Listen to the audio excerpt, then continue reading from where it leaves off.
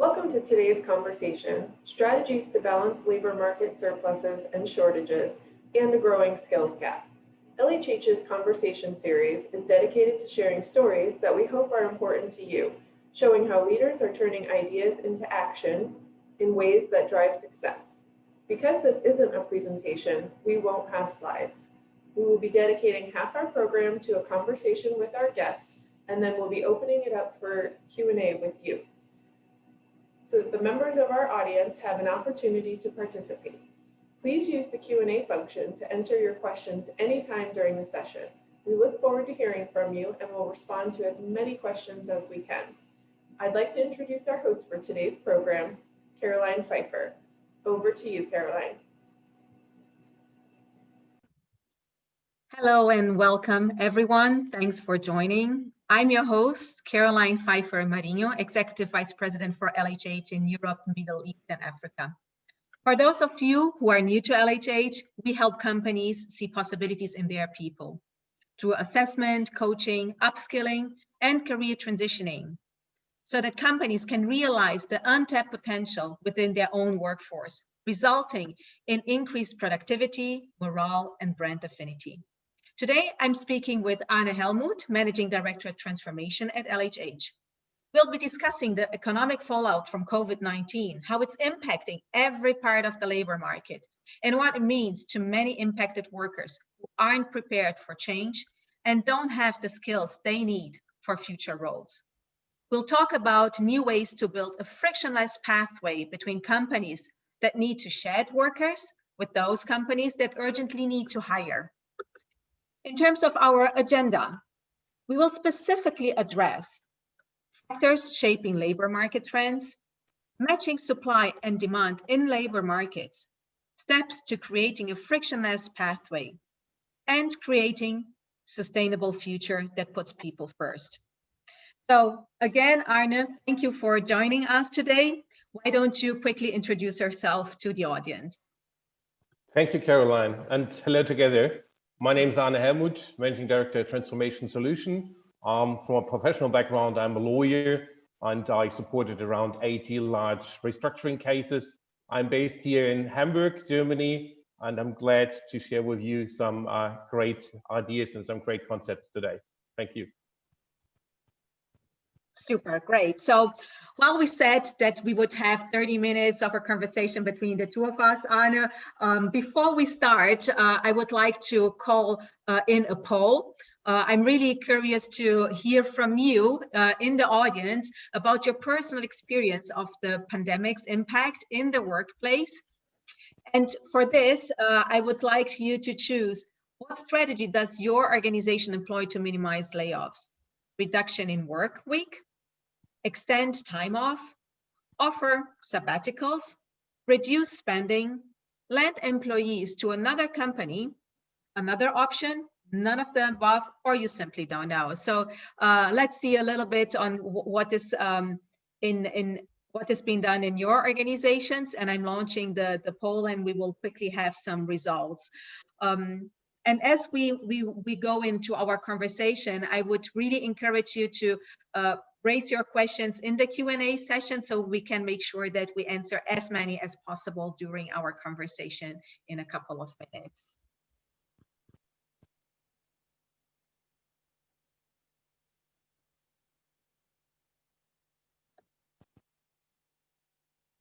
And I think we are already getting some responses.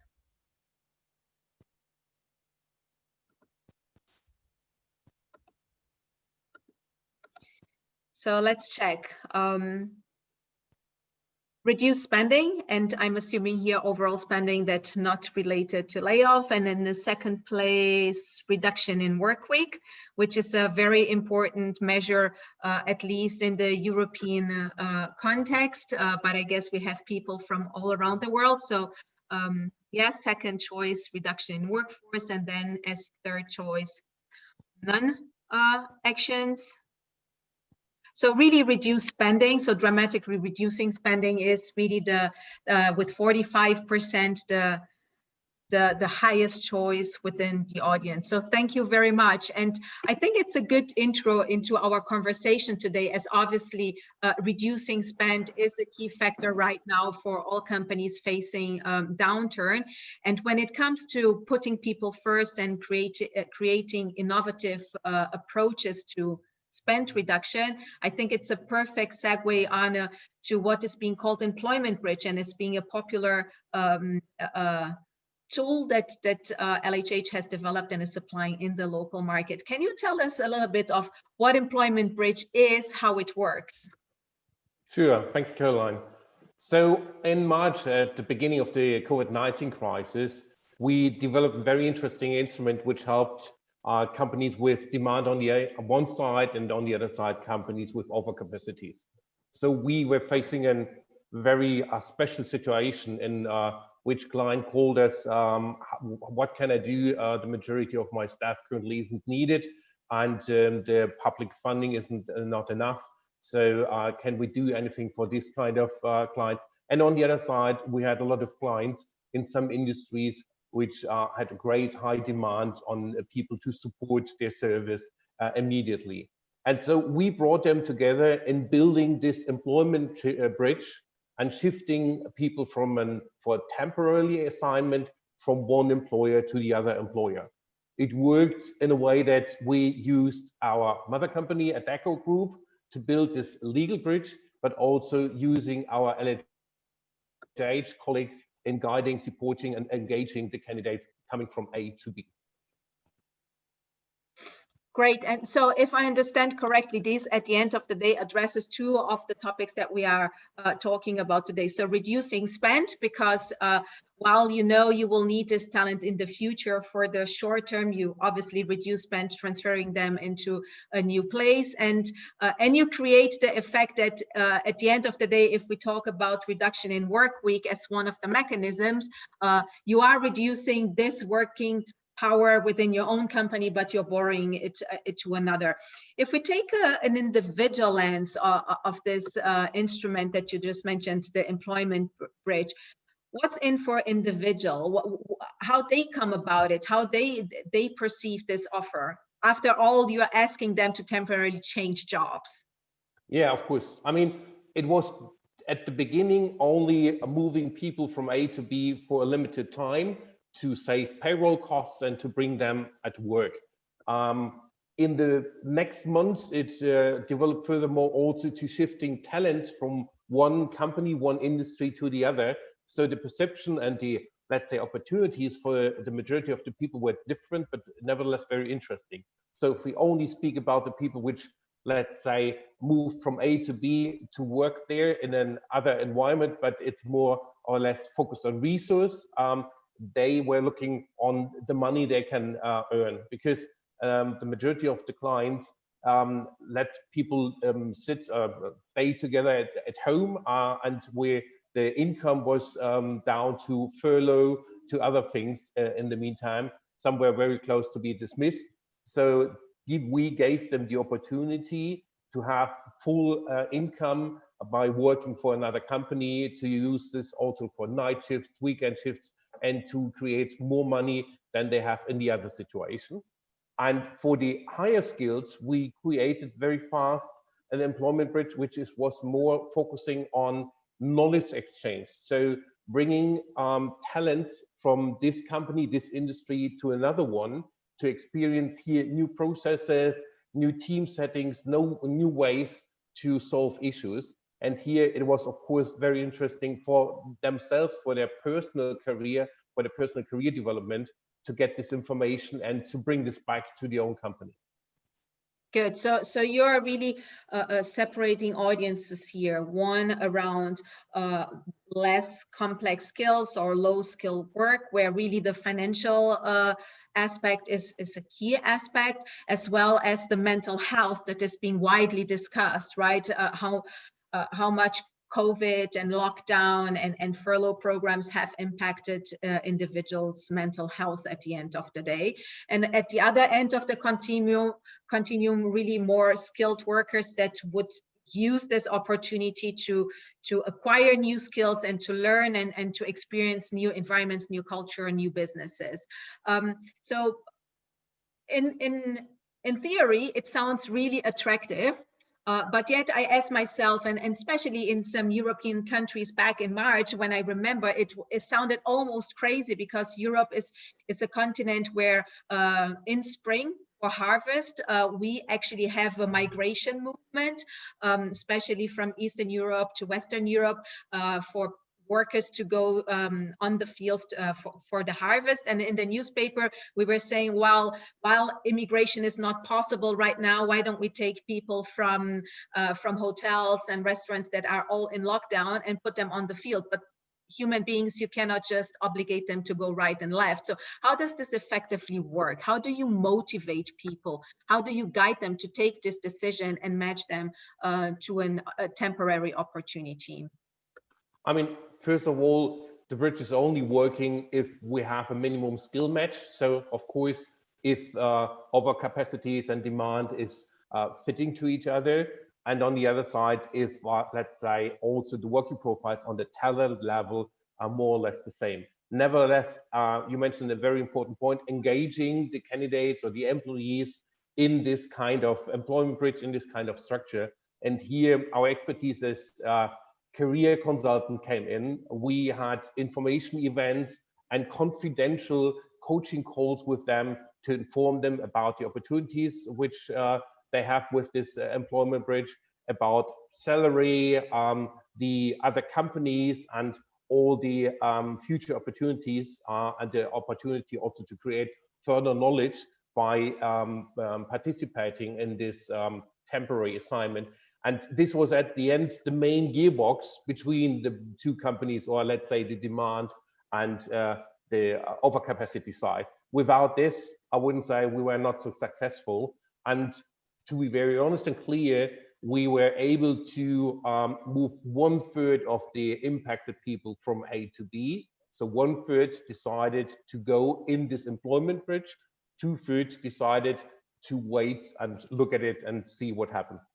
Mm-hmm. Okay, good, thank you. And if so, career counseling is a key element to create the glue between the different pieces and the different parties, which is really important when we talk about re and upskilling, and we will get there on how you really create success in this process. So if we shift gears a little bit to the organizational perspective, what's in for companies? Why should they do this instead of really taking advantage of public funds and support for low times in COVID specifically, or just fire and then hire again? What's in for companies?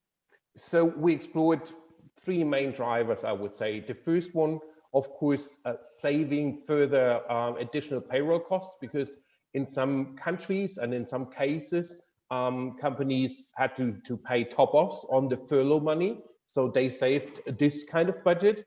Then the mental health topic was very important, that we are offering an opportunity to bring people at work and not sitting at home and doing nothing. That was another important piece. And at the end, also the opportunity to get more experience from other companies, to learn from other industries, and to use this model also for, let's say, knowledge sharing and knowledge gathering and development. Mm-hmm. Anna, we have a first question coming from the audience that I find very interesting. So we are talking about the benefits and what's in for companies. What about the risk of losing talent? Because if you're borrowing a talent that you don't need right now, there's obviously a chance they don't want to come back. What have you faced this this threat, and how have you and our clients dealt with it? Yeah, we discussed also the critical topics. So losing talents to the competitors, losing overall talents. On the one side, we didn't have the competition issue, because the employment bridge worked always between different industries. So we didn't move people from one to the other company in the same industry. But the other topic, of course, losing talents, was a critical one. And we always recommended to, let's say, support the whole employment bridge from the employer side. So having touch points, weekly touch points with the employees, get them, hold them informed what happens with the own company, what is the strategy, what are the next steps on their side, that they still have a strong bond to their former employer. But nevertheless, you can't eliminate 100% that people move from A to B. Mm-hmm. Good, thank you. And another question that is popping up here in the chat is around you mentioned 1/3 really agreed and went over for a temporary assignment in another company. And yet there's the other 2/3 that decided to still stay home in reduced working hours, furlough programs, or whatever programs were in place or are in place in the different countries. Are there mechanisms that you use actually to promote the benefits to the 2/3, or is it really a program that you have an instant supply and demand, and you have a window of opportunity? Once it's closed, it's closed. What do you do with the other 2/3? Anything that you could advise there? I mean, the other 2/3 is of course a bit critical math, because currently they are waiting, and in some countries and in some cases they more or less benefit from the situation that we have public furlough, public funding, and a good top-off.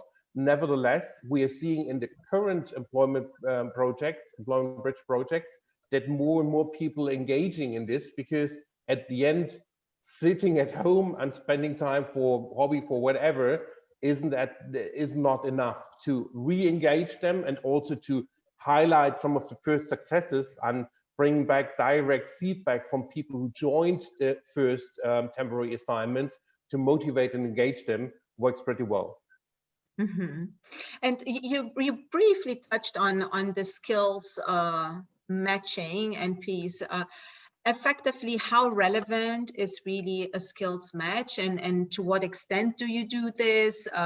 What mechanisms do you use? Yeah, so also we see here, I would say, two extremes. The one extreme is a high demand side for low-level skills, especially blue-collar workers. Here we only ask, let's say, the location, the salary, and of course 1, 2, or 3 of the main skills the workers have, to identify whether we can send hundreds of them from A to B. That's a pretty simple, basic skill matching.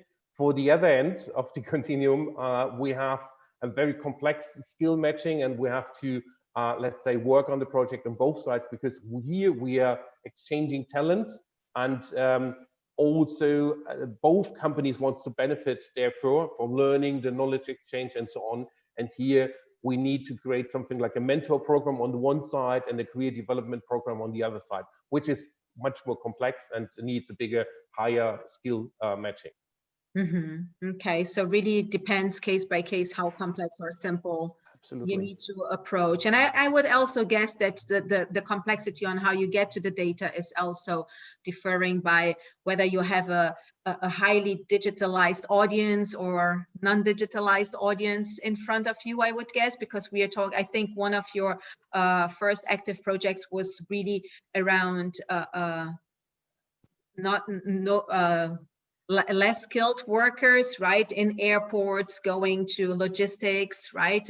So do these people actually access digital tools to be assessed? Some of course are exiting using digital tools, as this is the main communication forward in several cases. So also with their current employer, often they only can communicate in the current time via mail or in other online situations. So this is now more and more their, let's say, common case. But of course, on the other side, with blue-collar workers, we had to also do some local engagement. Otherwise, it wasn't possible. Nevertheless, maybe making some more comments around the skill matching. We also identified that on the demand side, if they're only 3 to 4 skills are needed, sometimes we are sending over-skilled people in the programs. But nevertheless, for the employees, it's interesting to have a job, to actively go to work every day. And for the employers, very interesting, especially also in, let's say, markets like US or UK, where normally you easier can dismiss people. Here it's interesting to hold them and to have a contract still with these employees, because you don't want to lose the knowledge in times of unemployment or in times which you can't utilize the people. So that's a very interesting, also I would say, benefit of this instrument, that you have still your people under contract. You don't send them to the open job market and lose the talent. And if the business is recovering, you have to source them back. You hold them, but you don't have the costs, which is interesting in this, let's say, dynamic COVID-19 situation. Yeah, which makes me remind that a year ago we were discussing war for talents, right? And suddenly we are discussing the opposite end of this continuum. So you certainly do not want to, in a certain time frame, and we can all debate how long this will take, but at some point we will go back to a war of talents, and you don't want to incur all the talent acquisition cost again, right? So if you can hold on to your talents in a financially efficient way, it's a great option. There is one question here in the audience that actually is a good segue for me to talk a little bit about and ask about social partners. So we talked about the individual perspective of this option for transitioning people. We talked about the organizational perspective, and I would like to talk a little bit about how social partners view this option in the context that someone here was asking, will the furlough funds run out after a certain period of time? And yes, they will. They will not go on forever, and we see especially in Europe, some governments extending, but with a slightly different scope, right? With the slightly different coverage, but they all have a date to end where companies will be faced with the hard reality. So when talking about social partners, how do they view employment bridge, considering that this is a segment that traditionally holds on to very fixed labor conditions and put security and especially stability in front of everything? To be very honest, that are the topics we were extremely positive surprised. I would say by creating this employment bridge, we had two big surprises. The one thing was the decision-making process. So normally we learned in a lot of countries with many clients, especially enterprise clients, that we need months to really discuss and get final approval for this kind of processes. And in these cases, especially in March, April, May, we got feedback from the management, works council, and from the legal department within 1 week. And we were able to start within 1 week. So this was the first big surprise. And the other one was that really the whole workforce, the works council and unions were extremely positive about this new instrument. They very fast got the point that at the end, this instrument prevents unemployment and also enables companies to still hold people or employees engaged and under contract. And especially in the time of unclear revenue development, it gives them security to have still a valid contract and send them to work to other companies. So the concept was, we got extremely positive feedback, and one big German union now created with us a concept and how they can bring the employment bridge and integrate this in future social plans, as they see this really as instrument to prevent unemployment. Mm-hmm. So you mentioned, right, at the beginning of the COVID crisis, all parties, government, unions, works council, employees, companies, all reacted very fast. What eventually a year ago would take 2 years to agree on took 2 weeks. And this was eventually a positive impact of COVID in how we do things at the interest of individuals, right? So this is one thing that changed. When we need and when we want, we can sit at one table and do things in a very agile manner. What else have changed? Do you see more employees applying for remote jobs to the fact that many have proven they can do the job without being in the office? Will this be challenged once COVID is over? And this is another question that just came in from our audience. I mean, COVID-19, with all the negative things, I would say, brought also some very positive trends now in the market. And one is the remote work. Of course, you have to organize this. It's not only letting the people sit at home and doing the work, but as we are focusing on placement of employees between different companies, different industries, in the past, always one big roadblock was location. So if people have to remove or to other cities or have to travel a lot between the different companies, this was always a big roadblock which prevents placement from one company to the other company. And now in this COVID-19 things, and I have the trust and the positive view that we will, let's say, use this also in the future. We see really many opportunities in which location doesn't matter, especially white-collar functions which are working with, able to work with laptops at home and so on. They, on both sides, on the employer side and the employee side, are really welcoming the opportunity to use talents or to get talents on the one side and to move to other attractive employers by not moving their own location, leaving the setting they know on private side. This is a great advantage we have now in the market, which helps us to help people to support their move between companies and industries. Mm-hmm. So, and indeed, right, while our topic today is really around labor and how COVID has impacted the flexibility, and working from home became a new reality and a flexibility, it also imposes the challenge on the work environment you are able to create at home, right? So beyond labor, and someone just asked here around having the infrastructure at home. Indeed, what we see is that not every country or city or region has created conditions throughout the decades so that people can work from home. So we see this in countries, or specifically cities, where the demographic density is so high that people live actually in very small places. So to be seen whether humanity will spread out again and not be concentrated in big city centers, so that they also are able to create a proper virtual or work from home environment, right? And Arne, do you believe that employment bridge as a concept will survive COVID? And if yes, why? Or is this something really specific to COVID?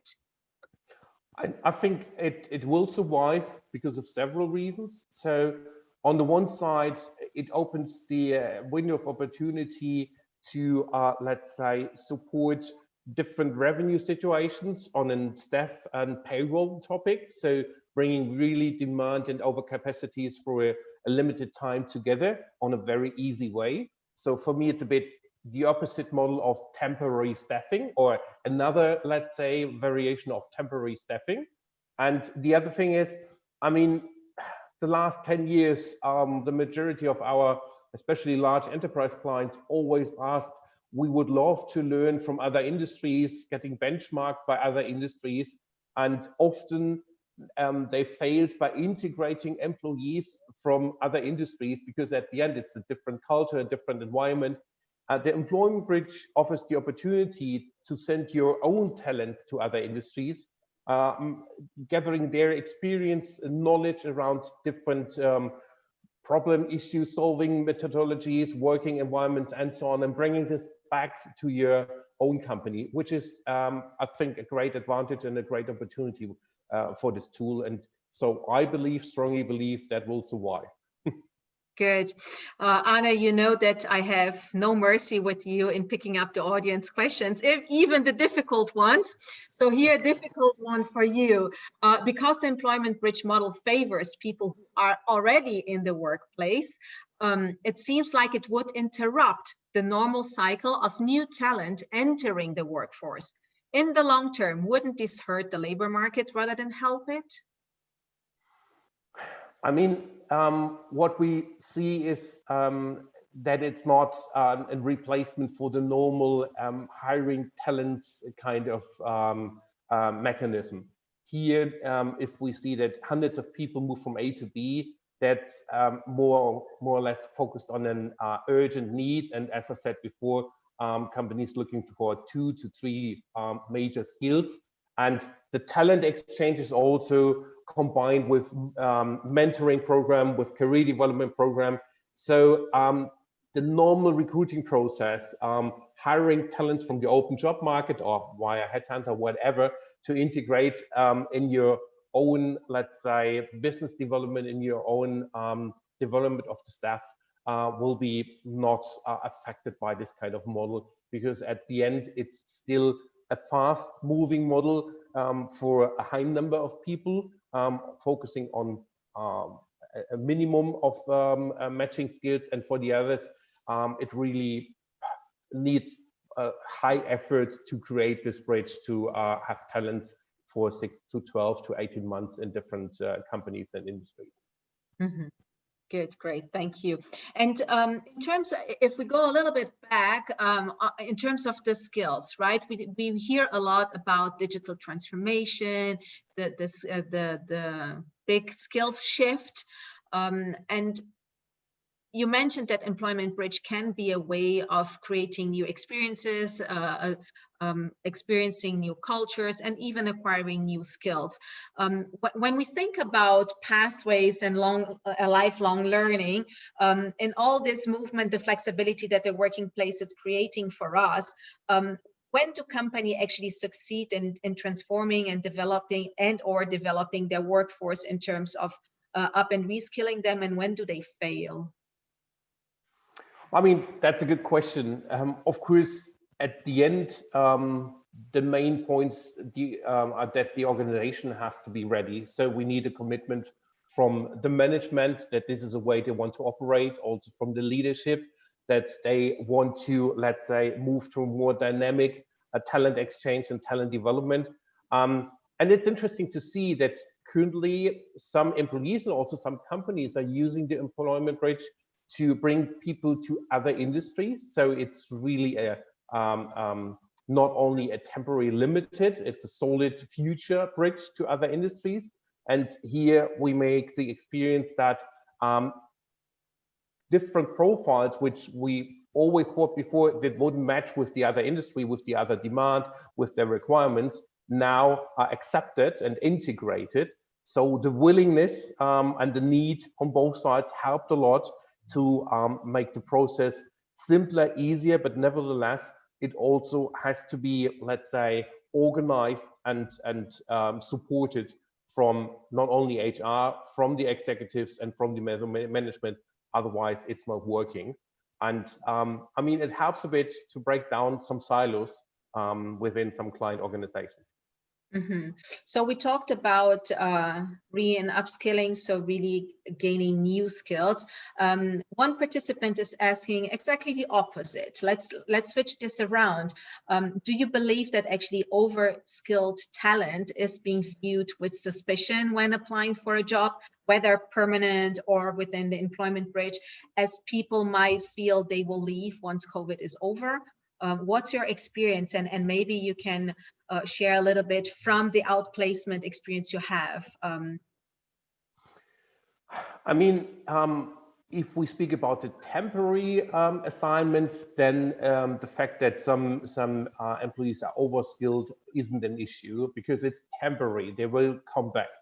For the permanent placement and the permanent move, I would say the question is very good because here's still a risk that people let's say, use this current job as only the waiting job for the next new career. Here it's the best opportunity to engage them in the teams, to have the right leaders and the leadership culture in place, to engage them and offer them further career development opportunities. Because at the end, the one thing is that you are highly skilled and have a high salary. The other thing, what we always see in the outplacement field, if people feel comfortable, well treated, and have a great team spirit and a great leader, they stay to the company and bring their knowledge and their expertise in, even if they are higher skilled as needed. And eventually you can hire an overskilled worker, conscious that he or she will stay for less time than expected, but also with high impact. So little time with high impact, and then you lose this talent. As long as you manage for that outcome, I think it might be a good deal. You just need to have clarity up front of what you're going into, right? And not having the wrong expectations. And in addition, I mean, the employment bridge works currently between different industries. So the majority also of the high skilled people are beginners in the new industry. So they have a learning curve, even if it's not based on their skills, but based on the new industry and the new environment. Mm-hmm. Another question that came up here, do you feel that companies are getting prepared for a big downturn wave and are holding back at the starting point for big restructurings? Do you feel this restructuring wave coming? Definitely, to be honest. We see that a lot of especially large enterprise clients are preparing downsizing measures. As in the current COVID-19 situation, it's not really good. They can't analyze or predict the future income in the next and let's say the next 2 to 3 years. So we are seeing that, especially in some industries, massive downsizing projects are in the planning phase. And of course, the other thing is, in many countries we have public funding, furlough money, whatever, but this ends in the majority of the countries in the mid or end of next year. And then the whole, let's say, payroll shock, the whole payroll costs are coming back. And of course, many clients see this situation and prepare to downsize to have not this high cost impact after public funding will end. Mm-hmm. So here again, maybe the 5 cents advice for anyone out there would be to look at the industries that will actually grow, right? Because we see actually a growth in logistics and e-commerce. So there are some industries and or even niches that are growing. So how do I get myself skilled and attractive for these industries, correct?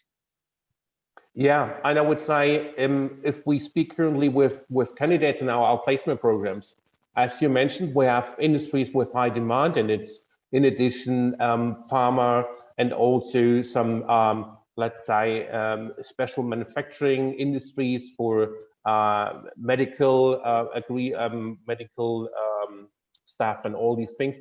And on the other side, we focus always on your personal employability. So looking to yourself and how your job profile will develop in the future in different industries. That's more and more important, to be more flexible and not only having the best profile for the current industry you're working in.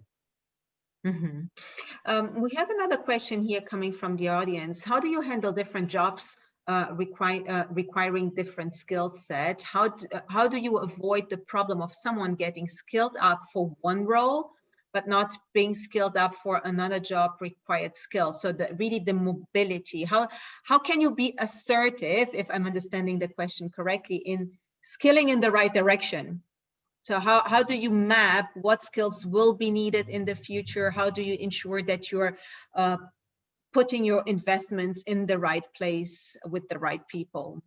Yeah, so we are partnering with an predictive analytics firm which helped us to oversee the next 5, 10, 15 years. So what are the future working profiles? What are the working profiles which are heavily affected by automation, digitalization, and so on? And what are the needed future skills? So we can support our clients and candidates and having a future look on the development of skills. That's the one side, and it's purely based on future skill needs and the impact of automation, digitalization, and so on. The other topic, and it's something for us should be more in focus, that we need the commitment of the individual, because sometimes you have a brilliant skill match and you see that's the right profile and the right employee to be reskilled, upskilled to another job. But the big question is he or she really committed to do this? And here we have to put more focus in. We have to coach them and to support them in this decision, because at the end you want to have the right employee which has the right skills, but is also in addition highly motivated and engaged. Mm-hmm. Okay, and we see this happening actually a lot in the automotive industry when we talk to very passionate engineers that really love the traditional smell of a Formula One, and then they need to move to e-Formula, right? With no smell and no noise, and they just don't have the motivation. They potentially even can be reskilled and upskilled and work with e-mobility. And we experience this directly with our clients, that they simply don't want. They love the noise of a traditional engine, right? So, and again, so the how do you guide and how do you support people in that journey? Yeah, and not only focusing on skills, focusing on what really engages the people in their job, and what are maybe future jobs you don't have on the table currently, but you can create and develop together with the employee, which is beneficial for you, but also for your employee. Mm-hmm. Yeah. Back to the employment bridge, have you experienced actually issues around performance, and then how you deal with performance issue with an employee that you borrowed? Have you come across this at all? Also, one of the surprises, we didn't have any case in which our demand companies sent employees back.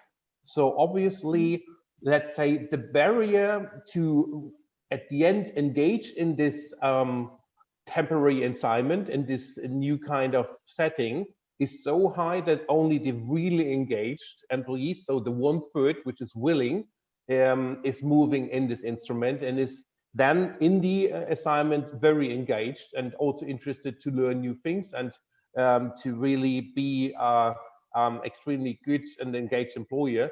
On the one side, based on earning the money, of course, with night shifts, extra shifts, and so on. And the other side, the talents are really interested to learn more about the other company, the other industry, and so on. So does it prove the case that most of the time attitude first and aptitude second, that we as humans have the potential if there is a will? Yeah, is that absolutely. Okay? Is that what you're saying? That's the point. And I mean, at the end, for the next few months, I wouldn't say the risk, but we will see more cases in which people are interested to stay in this temporary assignment for the future, especially in the cases in which the main employer is not in the meantime highly engaging the employees and not meeting them on a weekly chat or whatever. So as they are highly engaged in working there, they are also highly engaged and month by month more to stay in this company. That's a point we really have to work on for both sides. Okay, so let me check if I got this point right. So what you're saying is that if I'm in reduced working hours in my main, let's call it main company,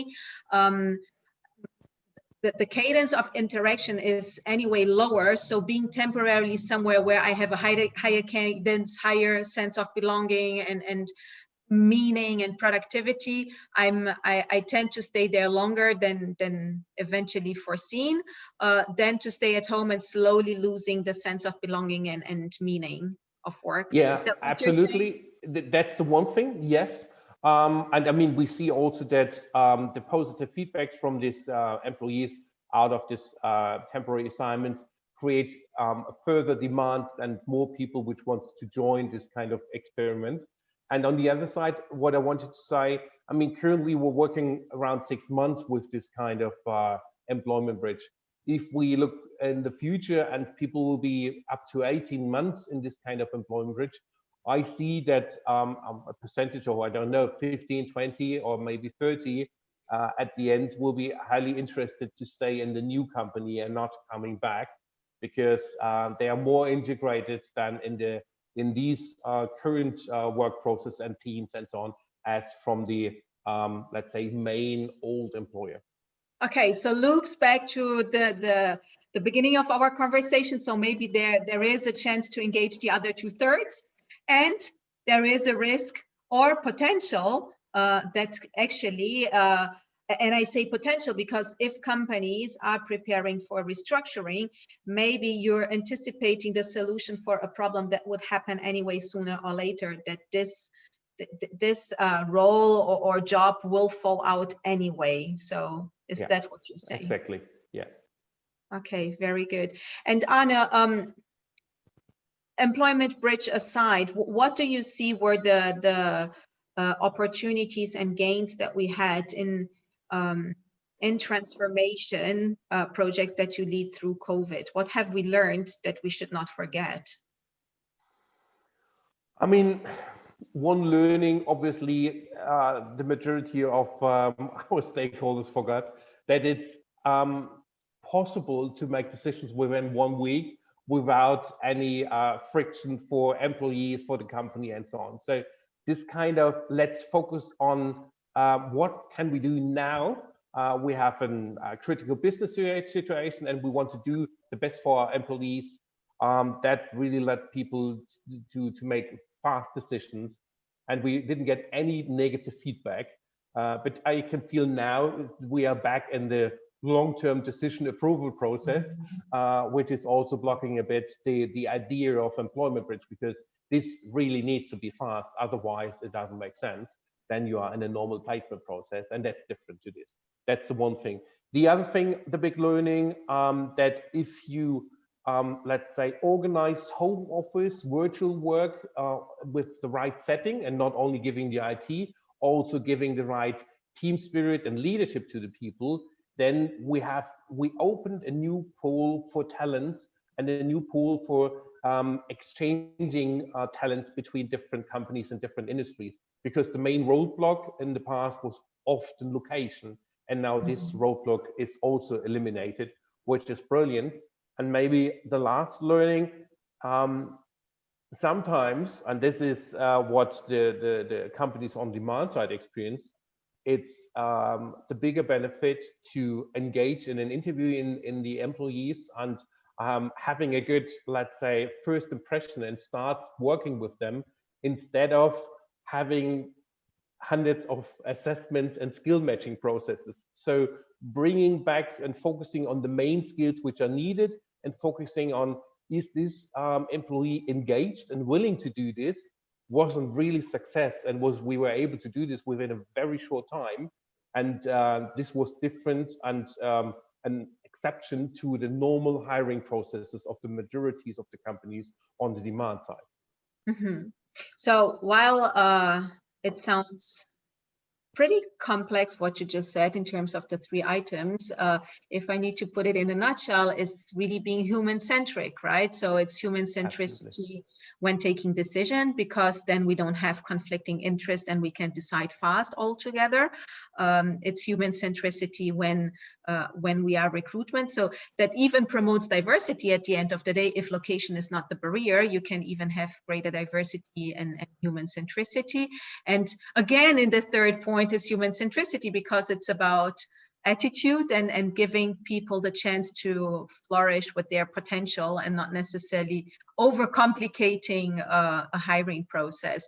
So simplicity in the crisis, and hopefully afterwards as well, is what I'm hearing from you. Do you feel that our leaders are prepared to sustain that in the future?